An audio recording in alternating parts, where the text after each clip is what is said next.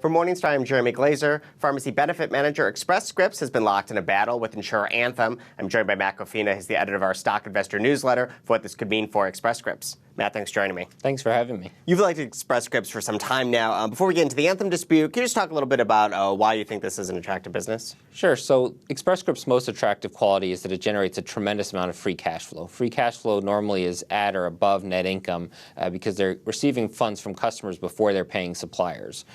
When the stock is trading where it is today in a low double-digit multiple of earnings, they're able to repurchase maybe 8 to 10% of their float every single year, year in, year out. And that's what they do. They use all of that cash flow for share repurchases.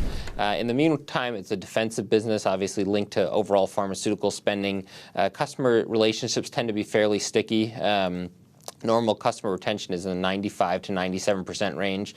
And so people get concerned sometimes if they lose a couple customers here or there. But at the end of the day, they're keeping their average customer more than 20 years. And that's pretty good for a business like this. So defensive business, growing in line with the overall pharmaceutical market, excluding client wins and losses, and generating a ton of free cash flow.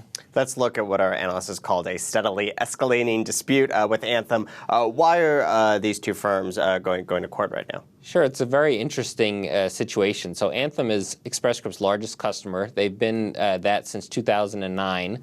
Express Scripts actually bought the business from Anthem, so this is a very unusual relationship. They paid $4.7 billion upfront for the right to be Anthem's PBM. We've seen other long-term deals, for example, between CVS and Aetna, where no money was exchanged upfront. It was just a normal contract, normal partnership. And I think that's important to keep in mind because in exchange for receiving a higher upfront payment, Anthem agreed to pay higher than market rates for its ongoing PBM benefits. And Anthem, of course, has new management since then. They don't really care about the fact that they were paid $4.7 billion for the business back in 2009. They just want market-based pricing. And so they've taken Express Scripts to court alleging that they're being overcharged by $3 billion per year. Now, this is a number that we can't justify. It doesn't really make any sense based on the publicly available information. Anthem hired a consultant, a very small, a not well-known consultant, that came up with this $3 billion figure, and they haven't even released the underlying data or the facts that are supposed to support this number.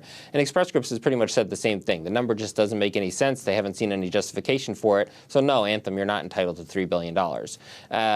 So Anthem has sued Express Scripts. Express Scripts has countersued them, and that's just sort of where we are now. It's going to be up to the courts to decide unless they can reach some kind of settlement.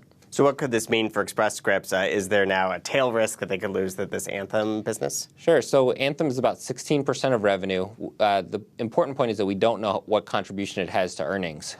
Normally, a very large customer like this would have below average margins, so you'd expect the earnings contribution to be something below 16%.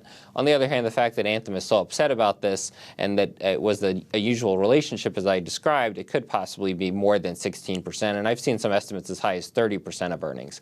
I don't personally think it's that high, but nobody really knows. I think it's probably closer to 16%. Again, in line with the revenue contribution. Now, Anthem is technically under contract until the end of 2019, and based on what we know about the lawsuit, I don't think that Anthem's claim really has any merit. The contract language is very specific that Express Scripts, Anthem is entitled to propose different pricing. It's entitled to look at the market, decide that it's not getting competitive pricing, and propose different pricing. But Express Scripts' only obligation is to negotiate in good faith. That's all it says in the contract. Anthem isn't entitled to competitive benchmark pricing, and Express Scripts isn't obliged to change their pricing at all unless they agree to it in writing. So I don't think Anthem's legal case really has any merit, and I think Express Scripts feels similarly. It's probably going to drag through the courts for multiple years. I'd be surprised if it's resolved before 2019 when the contract was going to be up anyway. Maybe Express Scripts will lose the relationship at that point. But in any case, the stock, again, trading for a very low double-digit, maybe 11 to 12 times earnings, even if they lose the business and say it's 20% of earnings or 25% of earnings, the company's still going to be trading at maybe 15 times earnings, which is a below-average multiple, relative to the market, relative to their peers like CVS. So I think that Express Scripts stock at the current time is basically assuming that the Anthem contract will be lost tomorrow as if it was a definite thing. And the reality is that they're going to probably keep that contract at least 3 more years, and who knows, maybe more than that. Sounds like it's created an opportunity then. I think you always have to weigh the risks and rewards, and if the valuation is already incorporating a really negative scenario, then the rewards can outweigh the risks. Matt, as always, thanks for your thoughts. Thank you.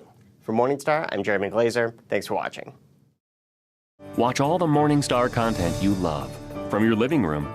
Download the Morningstar Roku channel and get up-to-date independent insights on today's markets. Be comfortable.